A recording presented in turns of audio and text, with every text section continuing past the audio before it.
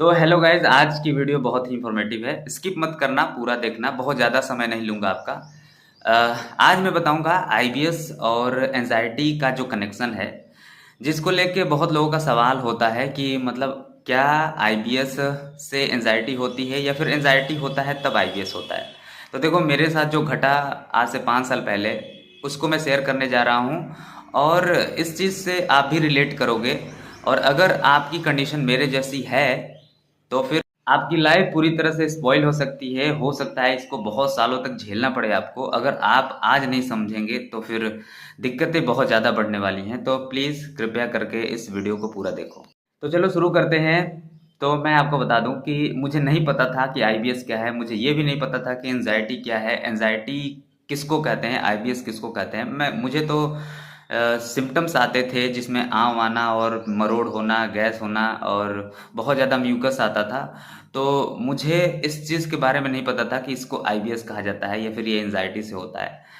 मैं बस दवा लेता था एलोपैथ में और मुझे लगता था कि बैक्टीरियल प्रॉब्लम है, कुछ दिनों में ठीक हो जाएगी, और मैं दवा खाता था। लेकिन वो 1 महीना ठीक नहीं हुआ, 2 महीना ठीक नहीं हुआ।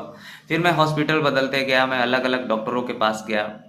वहाँ भी मुझे कहीं आराम नहीं मिला। मैं सबसे यही कहता था कि बस मुझे आंव आता है, म्यूकस आता है और पेट में दर्द होता है। यही सारे सिम्पटम्स मैं बताता था। लोग बस उसके हिसाब से दवा देते थे और मुझे इससे कहीं आराम नहीं मिलता था। फिर मैं होम्योपैथिक ट्राई किया।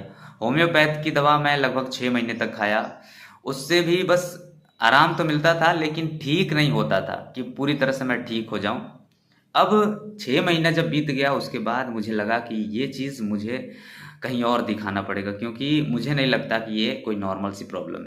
फिर शुरू होता है एंजाइटी और डिप्रेशन की कहानी। वहाँ से मुझे अब यूट्यूब पे सर्च करना, गूगल पे सर्च करना, हर जगह मैं सर्च करता था, अपने सिम्टम्स को मिलाता था कि मुझे हुआ क्या है। कुछ दिनों के बाद, मुझे साल भर बाद मुझे पता चला कि ऐसे सिम्टम्स अगर आते हैं तो उसको आईबीएस कहा जाता है, संग्रहणी का रोग कहा जाता है, या फिर आंतों में इन्फेक्शन या फिर अल्सरेटिव कोलाइटिस के लक्षण ऐसे ही होते हैं।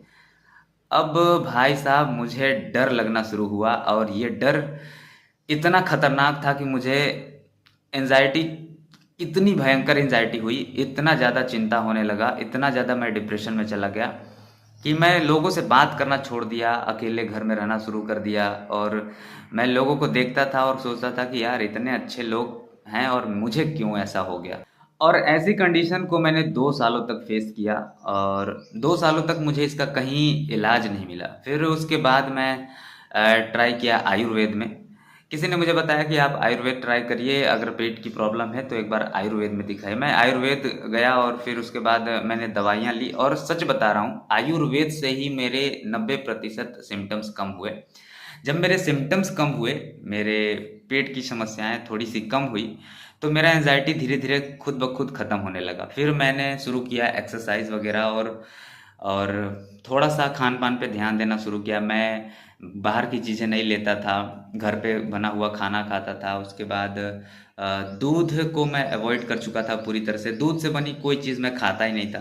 तो इन सारी बातों का एक कंक्लूजन क्या निकलता है कि अगर आप फिजिकली ठीक हैं, अगर आपके शरीर में और कोई रोग नहीं है, तो आप मेंटली भी फिट रहेंगे।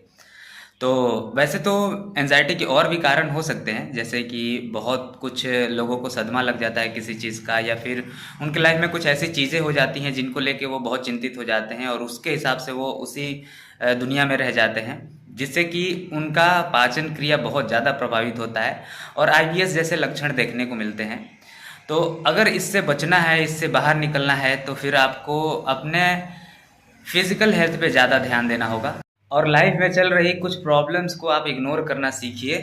अगर ऐसी चीज़ों को लेके आप एंजाइटी में जा रहे हैं, ऐसी चीज़ों को लेके आप चिंतित हो रहे हैं जिसका कोई मतलब नहीं है, तो फिलहाल आप उस चीज़ को इग्नोर करिए, क्योंकि मरना सबको है एक दिन और कोई यहाँ पे अमर होने नहीं आया है। एक ना एक दिन तो सबको जाना है।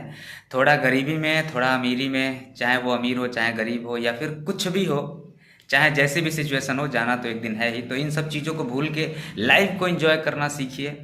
तो अगर मैं सारी चीज़ें एक साथ बताने की कोशिश करूं तो वीडियो बहुत लंबी हो जाएगी।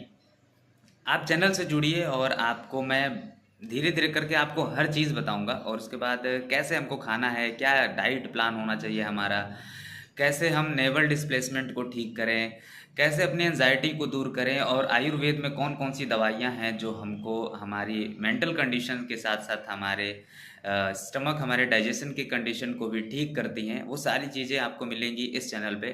तो भरोसा करिए और जुड़िए चैनल से। मिलेंगे अगले वीडियो में, तब तक के लिए बाय, नमस्ते, ध्यान रखिए।